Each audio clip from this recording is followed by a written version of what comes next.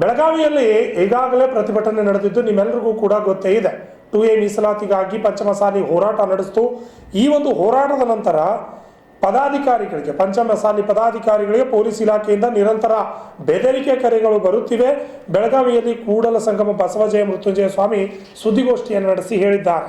2A ಮೀಸಲಾತಿಗಾಗಿ Panchamasali ಸಮಾಜದ ಹೋರಾಟ ಕಳೆದ 4 ವರ್ಷಗಳಿಂದ ಶಾಂತ ರೀತಿಯ ಹೋರಾಟ ಮಾಡುತ್ತಿದ್ದೇವೆ. ನ್ಯಾಯಯುತ ಹೋರಾಟಕ್ಕೆ ನಿರಂತರ ಪ್ರಯತ್ನ ಮಾಡುತ್ತೇವೆ. ಎಂದಿಗೂ ನಮ್ಮ ಜನ ಅಶಾಂತಿಗೆ ಅವಕಾಶ ಕೊಟ್ಟಿಲ್ಲ ಅಂತ ಹೇಳಿದ್ದಾರೆ.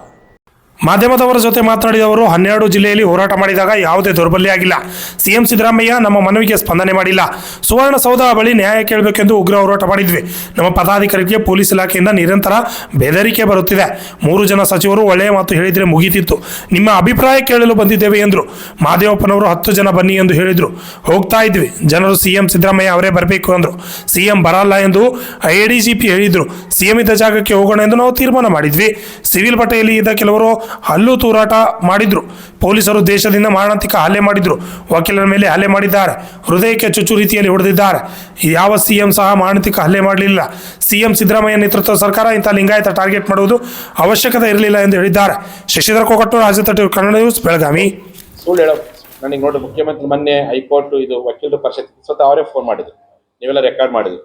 ಅದನ್ನು ಮುಖ್ಯ ಅವ್ರ ಮಾತಿ ಬೆಲೆ ಕೊಟ್ಟೆ ಬೆಂಗಳೂರು ಹೋಗಿ. ಹಂಗೆ ಮುಖ್ಯಮಂತ್ರಿಗಳು ಯಾರ ಮುಖದ ಹೇಳಿ ಕಳಿಸ್ಬೇಕಾಗಿತ್ತಲ್ಲ. ಮಾದೇವಪ್ಪರು ಬಂದರೆ ಕೂಡ ಅವ್ರ ಕಡೆ ಹೇಳಿ ಕಳಿಸ್ಬೇಕಾಗಿತ್ತು, ಅಥವಾ ನಮಗಾರು ಫೋನ್ ಮಾಡ್ಬೇಕಾಗಿತ್ತು, ಅಥವಾ ನಮ್ಮ ಲಕ್ಷ್ಮೀ ಅಕ್ಕರು ಅವ್ರ ಕಡೆ ಹೇಳಿ ಕಳಿಸ್ಬೇಕಾಗಿತ್ತು. ಸಿಎಂ ಅವ್ರಿಗೆ ಕರ್ಚರ್ ಸ್ವಾಮಿ ನಾವು ಹೋಗಿದ್ವಿ. ಓಕೆ, ಓದಿಸಿ ಬೊಮ್ಮಾಯಿ ಕರೆಸ್ತಾ ಹೋಗಿದ್ದಾನೆ. ಬೊಮ್ಮಾಯಿ ಕರೆಸಿದಾಗ ಎಲ್ಲರೂ ಹೋಗಿ ಮಾತುಕತೆ ಮಾಡಿದ್ವಿ. ಹಿಂಗೆ ಮುಖ್ಯಮಂತ್ರಿ ಹೇಳಿದ್ದೆ ನಾನ್ಯಾಕೆ ಈ ರೀತಿ ಮಾಡ್ತಿದ್ದೆ? ತಪ್ಪು ತಾನೆ ಹಂಗೆ ಹೇಳೋದು ಸುಳ್ಳು. ಸ್ವತಃ ಸಿಎಂ ಏನಾರೇ ಮಾಧ್ಯಮ ಮುಖಾಂತರ ಹೇಳಿದ್ರ 10 ಜನರಿಗೆ ಮಾತುಕತೆ ಕರೆ ಕೊಟ್ಟೇವೆ ಅಂತೇಳಿ ನಾವು ಹೋಗ್ತಿದ್ವಿ. ಮಾಧ್ಯಮದ ಮುಖಾಂತರವೂ ಹೇಳಿಲ್ಲ, ಅಥವಾ ಸಂಬಂಧಪಟ್ಟ ಸಚಿವರ ಮುಖಾಂತರ ಹೇಳಿಸ್ಲಿಲ್ಲ, ಅಥವಾ ನಮಗೆ ನಮ್ಮಂತರಿ ದೂರವಾಣಿ ಮುಖಾಂತರ ಮಾತಾಡಲ್ಲ, ಅಥವಾ ನಿಮ್ಮಂತ ಮಾಧ್ಯಮ ನಿಮಗೆ ಹೇಳ್ಬೇಕಾಯ್ತು. ಇಲ್ಲಿ ಇರ್ತಕ್ಕಂಥ ಅನೇಕ ನಿಮ್ಮ ಜಿಲ್ಲಾ ವರದಿಗಾರ ಸಂಘದ ಅಧ್ಯಕ್ಷರು ಯಾರು ಹೇಳ್ಬೇಕಾಯ್ತು? ಸ್ವಾಮೀಜಿ ಸಿಎಂ ನೀವು ಬುಲಾ ಮಾಡ್ಯಾರ. ನಾ ಎಲ್ಲರೂ ಕರ್ಕೊಂಡು ಹೋಗ್ತಿದ್ದೆ, ಮಾತುಕತೆ ಮಾಡ್ತಿದ್ದೆ. ಮಾತುಕತೆ ಮಾಡೋ ಪ್ರಯತ್ನ ಮಾಡಿಬಿಟ್ಟು 10 ಜನರು ಬರಕ್ಕೆ ಹೇಳಿದ್ರೆ ಸುಳ್ಳು ಹೇಳೋ ಪ್ರಯತ್ನ ಯಾಕೆ ಮಾಡ್ಬೇಕಾಗಿತ್ತು? ನಾವು ಪ್ರತಿಭಟನೆ ಮಾಡೋ ವಿಚಾರದಲ್ಲಿ ಹೈಕೋರ್ಟ್ ಹೋಗಿರ್ತೀರಿ. ಹೈಕೋರ್ಟ್ ಏನಂತಾರೆ, ಈ ತರ ಪೊಲೀಸರು ಮತ್ತೆಲ್ಲ ಅಪೋಸ್ ಮಾಡ್ತಾರೆ. ಹೈಕೋರ್ಟ್ ಅಲ್ಲಿ ಏನಾಗಿತ್ತು ಸರ್? ನೋಡ್ರಿ, ಯಾವಾಗ ಜಿಲ್ಲಾಧಿಕಾರಿಗಳು ಪರ್ಟಿಕ್ಯುಲರ್ ಪಂಚಮಸಾಲಿ ಸಮಾಜ ಟಾರ್ಗೆಟ್ ಮಾಡ್ಕೊಂಡು ಆದೇಶ ಮಾಡಿದ್ಮೇಲೆ ನಮ್ಮ ವಕೀಲರ ಪರಿಷತ್ನವರು ಹೈಕೋರ್ಟ್ ಮೆಟ್ಲೇರಿದ್ರು. ಅಷ್ಟೊಳಗಾಗೇನೆ ಜಿಲ್ಲಾಧಿಕಾರಿಗಳು ಬಂದು ಆದೇಶ ವಾಪಸ್ ಪಡ್ಕೊಂಡು ಅದೇ ಆದೇಶವನ್ನು ಹೈಕೋರ್ಟ್ ಎತ್ತಿಡಿತು. ಅಲ್ಲಿ ಏನಿದೆ, ಶಾಂತಿಯುತ ಪ್ರತಿಭಟನೆ. ಶಾಂತಿಯುತ ಪ್ರತಿಭಟನೆ ಮಾಡಿದ್ವಲ್ಲ, ಶಾಂತಿಯುತ ಪ್ರತಿಭಟನೆಯನ್ನ ಅಹಿಂಸಾತ್ಮಕ ಪ್ರತಿಭಟನೆಯಾಗಿ ಪರಿವರ್ತನೆ ಮಾಡಿದ್ ಯಾರು? ಪೊಲೀಸರು ಮಾಡಿದ್ದಾರೆ. ಯಾಕೆ ಕರೆಕ್ಟು ಹೆಣ್ಮಕ್ಳು ಹಂಗಾಗಿ ಹೆದ್ದಾರಿ ಬರೋಕ ಪ್ರಯತ್ನವನ್ನ ಯಾಕೆ ಮಾಡಿದ್ರು? ಮುಖ್ಯಮಂತ್ರಿಗಳು ಬರ್ದೇ ಇರಕ್ಕೆ ಆ ಸಂದರ್ಭಕ್ಕಾಗಿರ್ತಕ್ಕಂಥದ್ದು. ಮುಖ್ಯಮಂತ್ರಿಗಳು ಬಂದ್ಬಿಟ್ಟಿದ್ರೆ ನಾವೇ ಕೇಂದ್ರ ಹೋಗಿದ್ವಿ. ಅಥವಾ ಸಿಎಂ ಅವ್ರು ಹೇಳಿದ ಮಾತನ್ನ ಮಾದೇವಪ್ಪರು ನನಗೆ ಹೇಳಿ ನಾವು ಅಲ್ಲೇ ಹೋಗಿ ಸಿಎಂ ಹತ್ರ ನಾವೇ ಕೇಂದ್ರ ಹೋಗಿದ್ವಿ. ಮುಖ್ಯಮಂತ್ರಿ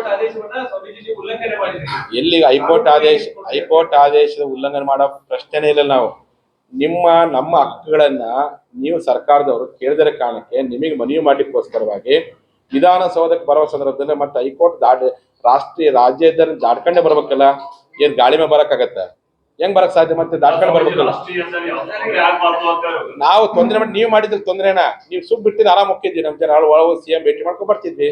ಅಲ್ಲೇ ನೀವು ಬ್ಯಾರಿಕೇಡ್ ಕಳಿಸಿದ್ರೆ ಅಲ್ಲ, ನೀವು ಬ್ಯಾರಿಕೇಡ್ ಹಾಕಿ ನಿಲ್ಸಿದ್ರೆ ಸರ್ಕಾರದ 10 ಜನ ನಾವು 10 ಜನ ಅಷ್ಟೇ ಹೋಗಿದ್ವಿಲ್ಲ. ನಾವು ಹೋಗಿ ಅಲ್ಲೇ ಮಾತುಕತೆ ಮಾಡ್ಕೊಂಡ್ ಬರ್ತಿದ್ವಿಲ್ಲ. ನೀವು ನಮ್ಮ ಪ್ರತಿಭಟನಾಕಾರರ ಮೇಲೆ, ಹೋರಾಟಗಾರರ ಮೇಲೆ ದಬ್ಬಾಳಿಕೆ ಮಾಡುವಂತ, ದೌರ್ಜನ್ಯ ಮಾಡುವಂತ, ಲಾಠೇಟ್ ಮಾಡೋ ಪ್ರಯತ್ನ ಯಾಕೆ ಮಾಡಿದ್ರಿ? ತಪ್ಪು ತಾನೆ ನಿಮ್ದು. ನೀವು ಹೇಳ್ಬೇಕಾಗಿತ್ತು, ಇಲ್ಲ ಸ್ವಾಮೀಜಿ ಅಲ್ಲೇ ಹೋಗೋರು ಹೇಳ್ಬೇಕಾಗಿತ್ತು. ಕೊನೆ ಪಕ್ಷ 10 ಜನರು ಬರಕ್ ಹೇಳಿದ್ರು ಸ್ವಾಮೀಜಿ ಅಂತ ಹೇಳಿ. ಸಿಎಂ ಅವ್ರ ಅಂತ ಹೇಳಿದ್ರಪ್ಪ ಅಂದ್ರೆ ನನ್ ಬರ್ತೀನಿ ಮುಖ್ಯಮಂತ್ರಿ ಚೆನ್ನಾಗದಾರೆ, ಅವ್ರ ಮುಖಾಂತರ ಹೇಳಿ ಕಳಿಸ್ಬೇಕಾಗಿತ್ತು. ಕೊನೆ ಪಕ್ಷ ಏನು ಹೇಳಿದ್ರೆ 10 ಜನ ಬರಕ್ ಹೇಳಿದ್ರು ಅಂತ ಹೇಳಿ ಸುಳ್ಳು ಹೇಳೋ ಪ್ರಯತ್ನವನ್ನ ಯಾವ ಕಾರಣಕ್ಕೂ ಮಾಡಬಾರ್ದು.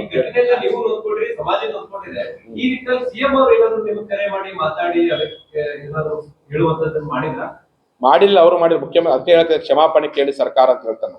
ಲಿಂಗಾಯತ ಕ್ಷಮಾಪಣೆ ಕೇಳಬೇಕು. ಇಂಥ ಘಟನೆಗಳು ಆಗಿದ್ದಕ್ಕೆ ಯಾರು ಕಾರಣಕರ್ತರು ಗೊತ್ತಿಲ್ಲ. ಆದ್ರೆ ಜವಾಬ್ದಾರಿ ಸ್ಥಾನದಾಗ ಯಾರಿದ್ದಾರೆ? ಮುಖ್ಯಮಂತ್ರಿಗಳು. ನೋಡ್ರಿ, ಒಬ್ಬ ಪೊಲೀಸು ಕೈ ಎತ್ತಬೇಕಪ್ಪ ಅಂದ್ರೆ ಲೋಕಲ್ PSI ಆರ್ಡರ್ ಆಗಬೇಕು. ಒಬ್ಬ CIP PSI ಆರ್ಡರ್ ಮಾಡ್ಬೇಕಪ್ಪ ಅಂದ್ರೆ SP ಆರ್ಡರ್ ಆಗ್ಬೇಕು. SP ಆರ್ಡರ್ ಮಾಡ್ಬೇಕಪ್ಪ ಅಂದ್ರೆ IG ಮಾಡ್ಬೇಕು. ADGP ಮಾಡ್ಬೇಕು. ಈ ADGP ಆರ್ಡರ್ ಮಾಡ್ಬೇಕು, CM ಹೇಳಲೇಬೇಕಲ್ಲ. ಮತ್ತೆ ಹಾ, ಮತ್ತೆ ನಿಮ್ಮೆಲ್ಲ ವಿಡಿಯೋದ ಮೇಲೆ ನೋಡಿ, ಎಲ್ಲ ಎಡಿಜಿಪಿ, ಒಬ್ಬ ಎಡಿಜಿಪಿ ಹಿಂದೆ ಅಲೋಕ್ ಕುಮಾರ್ ಪುಣ್ಯಾತ್ ನಮ್ಮ ಜೊತೆಗಿದ್ರಲ್ಲ, ಈ ಎಡಿಜಿಪಿ ಅಲೋಕ್ ಕುಮಾರ್ ಆಗಿರ್ಬೋದು, ಅದು ಮುಂದೆ ಇರ್ತಕ್ಕಂಥವ್ರು ಯಾರು ನಮ್ಮ ಪಂತನು ಯಾರೇ ಇದ್ರು ಅವಾಗ ಬೆಂಗಳೂರು ಮಾಡಿದಾಗ ಅಂತ 10 ಲಕ್ಷ ಮಂದಿ ಕೂಡಿ ನಾವು ಅವತ್ತು ವಿಧಾನಸೌಧಕ್ಕೆ ಮುತ್ತಿ ಹಾಕೊಂಡಿದ್ದೀವಿ. ಇಡೀ ಪೊಲೀಸರು ನೋಡ್ರಿ, ಒಂದು ವಿಧಾನಸಭಾ ಅಧಿವೇಶನ ಶುರುವಾದಾಗ ಇದುವರೆಗೂ ಇಷ್ಟೊಂದು ಸಂಖ್ಯೆಯಲ್ಲಿ ಪೊಲೀಸ್ ರೆಕಾರ್ಡ್ ಮಾಡಿದ್ರು, ಇಷ್ಟೊಂದು ಬ್ಯಾರಿಕೇಡ್ ಹಾಕಿದ್ದಿಲ್ಲ.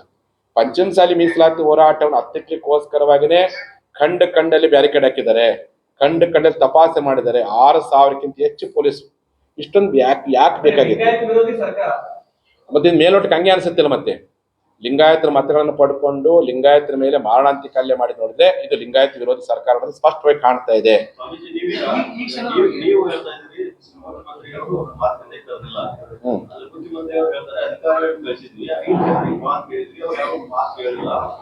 ಯಾವ ಅಧಿಕಾರಿಗಳು ಹೇಳಿದ್ರೆ ನಾನು ನೋಡ್ರಿ, ಮೈಕ್ ಇತ್ತು, ಎಲ್ಲ ಇತ್ತು, ಯಾವ ಅಧಿಕಾರಿಗಳು ಹೇಳಿದಾರೆ? ಒಬ್ಬೇಕಲ್ಲ ಯಾರು ಅಧಿಕಾರಿಗಳು ಅಂತೇಳಿ? ನೀವು ಮಾಧ್ಯಮದಲ್ಲಿ ನೀವೇ ಸಾಕ್ಷಿ ಇದಿರಲ್ಲ. ಅಲ್ಲಿ ಮತ್ತೆ ಸಿಎಂ ಅವ್ರ ಹಂಗೆ ಹೇಳಿದ್ರಪ್ಪ, ನನಗಾರು ಫೋನ್ ಮಾಡಿ ಹೇಳೋದಾಗಿತ್ತ?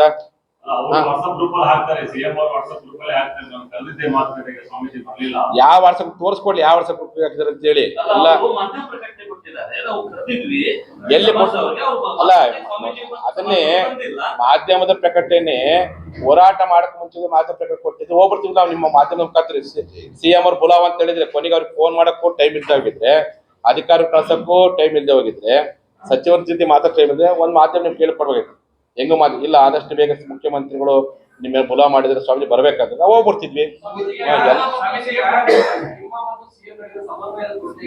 ಸಮನ್ವಯ ಕೊರತೆ ಇಲ್ರಿ. ಮುಖ್ಯಮಂತ್ರಿಗಳು ಇವತ್ತು ಇಡೀ ರಾಜ್ಯಾದ್ಯಂತ ಲಿಂಗಾಯತ ಸಮುದಾಯ ಕಾಂಗ್ರೆಸ್ ಪಕ್ಷದ ಮೇಲೆ, ಸರ್ಕಾರ ಮೇಲೆ ಅಸಮಾಧಾನಗೊಂಡಿದ್ದಿಲ್ಲ. ಅಸಮಾಧಾನವನ್ನ ಹೇಗಾದ್ರು ಮಾಡಿ ಅದನ್ನ ಬೇರೆ ಕಡೆ ಡೈವರ್ಟ್ ಮಾಡ್ಲಿಕ್ಕೋಸ್ಕರವಾಗಿ ಎಲ್ಲೇ ಹೋಗ್ತಾರೆ ಸುಳ್ಳು ಹೇಳಕತ್ತಾರ ಅಂತ ಅನುಮಾನ ವ್ಯಕ್ತವಾಗ್ತಾ ಇದೆ. ಹೇಳ್ಬೇಕಾಗಿತ್ತು ಮುಖ್ಯಮಂತ್ರಿಗಳು.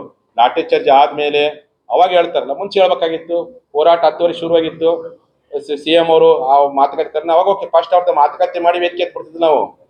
ಹೇಳ್ಬೇಕಾಯ್ತು ಅಷ್ಟು ಕಳೆ ಕಳಿದ್ರಪ್ಪ ಅಂತಂದ್ರೆ. ಎಲ್ಲಿ ಅದೇ ಹಿಂಗ್ ಏನಾರು ಸ್ಪಂದನೆ ಮಾಡ್ಕೊಂಡು ಉಪವಾಸ ಕೊಡಕ್ ರೆಡಿ ಇದ್ವಿ ನಾವು. ಕರ್ಕೊಂಡು ಇದನ್ನ ಇಂಥ ಲಾಠಿ ಚಾರ್ಜ್ ನಿಮ್ಸಾತ್ ಮಾಡಿದ್ರು, ನಾವೇನಿದ್ವಿ ಕೊನೆ ನೀವು ಮಾಡಕ್ ನಮ್ಮ ಪಡೆ ಉಪವಾಸ ಸತ್ಯ ಮಾಡ್ತಿದ್ದೆ. ಯಾಕೆ ಮಾಡ್ತಿದ್ದೆ? ಯಾಕಪ್ಪ ಅಂದ್ರೆ ನಮ್ಮವ್ರು ನೀನು ಅರೆಸ್ಟ್ ಮಾಡಿದ್ರೆ ಕೂಡಲೇ ಬಿಡುಗಡೆ ಮಾಡಿದ್ರು, ಉಪವಾಸ ಕೈ ಕೊಡ್ತಾರೆ ಅಂತ ಹೇಳಿ. ಹಾಗಾಗಿ ನಮ್ಮ ಎಲ್ಲ ನಾಯಕರು ಬಿಡುಗಡೆ ಮಾಡಿದ್ರು, ಕರ್ಕೊಂಡು ಹೊರಗಡೆ ಬಿಡುಗಡೆ ಮಾಡಿದ್ದಾರೆ. ಈಗ FIR ಹಾಕಿದ್ದಾರೆ, ಅದು ಮಾಡಿ. ಅದಕ್ಕೆ ನಾನೀಗ ಏನ್ ಮಾಡ್ತೀನಪ್ಪ ಅಂದ್ರೆ ಸೋಮವಾರದಿಂದ ಅದೇ ಕೊಂಡೇಸ್ಕೊಪ್ಪ ಯಾವ್ದು ಆಗೋದು ಕೊಂಡೇಸ್ಕೊಪ್ಪ ಏನು ಪ್ರತಿ ಮಾಡಿ ಅದೇ ಸ್ಥಳದಲ್ಲಿ ಅಧಿವೇಶನ ಮುಗಿಯುವವರೆಗೂ ಬೆಳಗ್ಗೆ 10 ಗಂಟೆಯಿಂದ ಸಾಯಂಕಾಲ 6 ಗಂಟೆವರೆಗೂ ಈ ಕೃತ್ಯವನ್ನ ಖಂಡಿಸಿ ಅಂತ ಪೊಲೀಸ್ ಅಧಿಕಾರಿಗಳನ್ನ ಅಮಾನತುಗೊಳಿಸುವಂತೆ ಒತ್ತಾಯಿಸಿ, ನಮ್ಮ ಸಮುದಾಯದವರ ಮೇಲೆ ಏನು FIR ಮಾಡಿದರೆ ಆ ಒಂದು ದಾಖಲೆಯನ್ನು ವಿರೋಧಿಸಿ ಮೀಸಲಾತಿಗೆ ಹಕ್ಕೊತ್ತಾಯಿಸಿ ನಾವು ಸೋಮವಾರದಿಂದ ಅಧಿವೇಶನ ಮುಗಿಯುವವರೆಗೂ ನಮ್ಮ ಜನರ ಪರ ನಾವು ಇರಬೇಕು, ಸರ್ಕಾರ ಎಚ್ಚರಗೊಳಿಸಲಿಕ್ಕೋಸ್ಕರವಾಗಿ ಧರಣಿ ಸತ್ಯಾಗ್ರಹ ಮಾಡ್ತೀವಿ ಅಂತೇಳಿ ಈ ಒಂದು ಮಾಧ್ಯಮ ಮೂಲಕ ನಾವು ಘೋಷಣೆ ಮಾಡ್ತೀವಿ.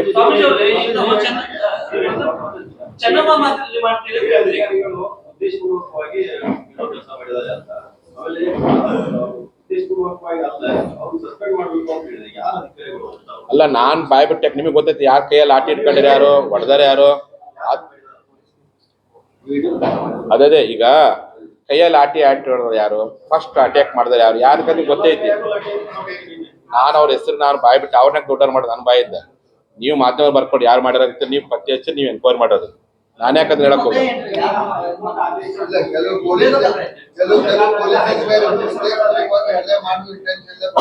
ನೋಡ್ರಿ, ಕೆಲವು ಪೊಲೀಸ್ ಅಧಿಕಾರಿಗಳಿಗೆ ಲಿಂಗಾಯತ ಸಚಿವರು, ಲಿಂಗಾಯತ ಶಾಸಕರು ಹೊಟ್ಟೆ ಕೆಚ್ಚಿತ್ತು. ಕೆಲವು ಪೊಲೀಸ್ ಅಧಿಕಾರಿಗಳಿಗೆ ಪಂಚಮಸಾಲಿ ಹೋರಾಟ ಹೊಟ್ಟೆ ಕೆಚ್ಚಿತ್ತು. ಎಲ್ಲೇ ಒಂದ್ ಕಡೆ ಟಾರ್ಗೆಟ್ ಇತ್ತು, ಹೆಂಗಾರು ಮಾಡಿ ತಮ್ಮ ಹಳೆ ಸೇಡ್ ತೀರ್ಸಬೇಕಂತೇಳಿ ತಮ್ಮ ಪೊಲೀಸ್ ಇಲಾಖೆ ನೀತಿ ನಿಯಮಗಳನ್ನ ತೂರಿ ಮಾರಣಾಂತಿಕ ಹಲ್ಲೆ ಮಾಡಿದ್ದಾರೆ. ಅವ್ರು ಯಾರ್ಯಾರು ಮಾಡ್ಯಾರ, ಯಾರು ಲಾಠಿ ಇಟ್ಕೊಂಡು ಗೊತ್ತೈತಿ. ಅದೇ ಅದಕ್ಕೆ ಹೇಳಿದ್ನಲ್ರಿ, ಮುಖ್ಯಮಂತ್ರಿ ಆದೇಶ ಇಲ್ಲವ್ರು ಇವ್ರು ಯಾಕೆ ಲಾಠಿ ಇಟ್ಕೊಂಡು ಸಾಧ್ಯ ಐತಿ? ಮುಖ್ಯಮಂತ್ರಿಗಳು ಆದೇಶ ಇಲ್ಲದೆ ಹೊರತು ಮುಖ್ಯಮಂತ್ರಿ ಆದೇಶ ಮೀರಿ ಮಾಡಿದ್ರೆ ಮುಖ್ಯಮಂತ್ರಿ ಸಸ್ಪೆಂಡ್ ಮಾಡ್ಲಿಕ್ಕೆ ಕೂಡಲೇ.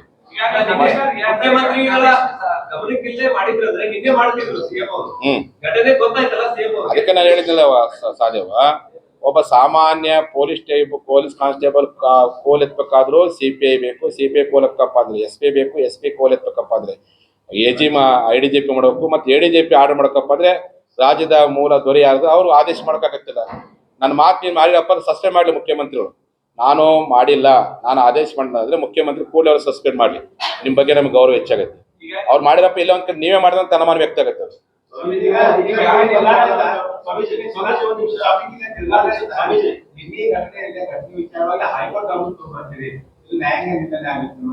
ಯಾರು ಯಾರು ಯಾರಂದ್ರೆ ಅಲ್ರಿ ಕಂಟ್ಯಾಪ್ಟ್ ಅವ್ರಿಗೆ ಏನೋ ಮಾಡ್ಕೊಳ್ಳಿ, ಅವ್ರು ಮಾಡ್ತಾರೆ, ನಾವು ನಮ್ದು ಕಾನೂನು ಮಾರ್ಗಕ್ಕೆ ನಾವು ಅನುಭವಿಸ್ತೇವೆ. ಹೈಕೋರ್ಟ್ ಆದೇಶ ನಾವು ಉಲ್ಲಂಘನೆ ಮಾಡಿದ್ರೆ ನೀವೇ ಮಾಡಿರೋ ಉಲ್ಲಂಘನೆನ, ನಾವು ಯಾರು ಉಲ್ಲಂಘನೆ ಮಾಡಿಲ್ಲ. ಅದು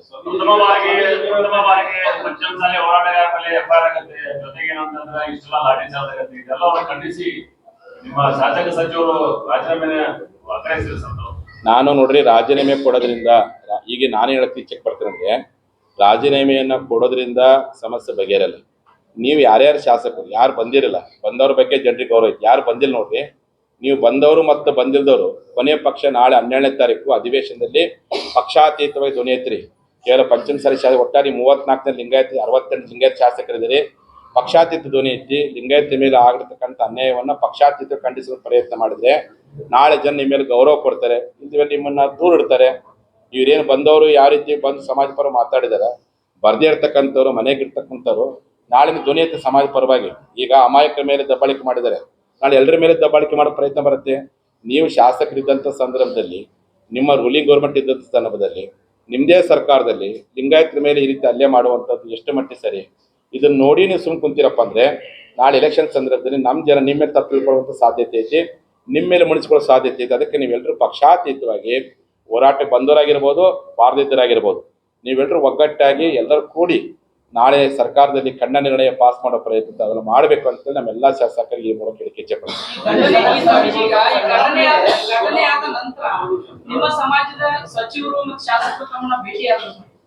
ಭೇಟಿ ಆಗಿದ್ದಾರೆ, ನಮ್ಮ ಜೊತೆ ಮಾತಾಡಿದ್ದಾರೆ, ಅವರು ಖಂಡನೆ ಮಾಡಿದ್ದಾರೆ.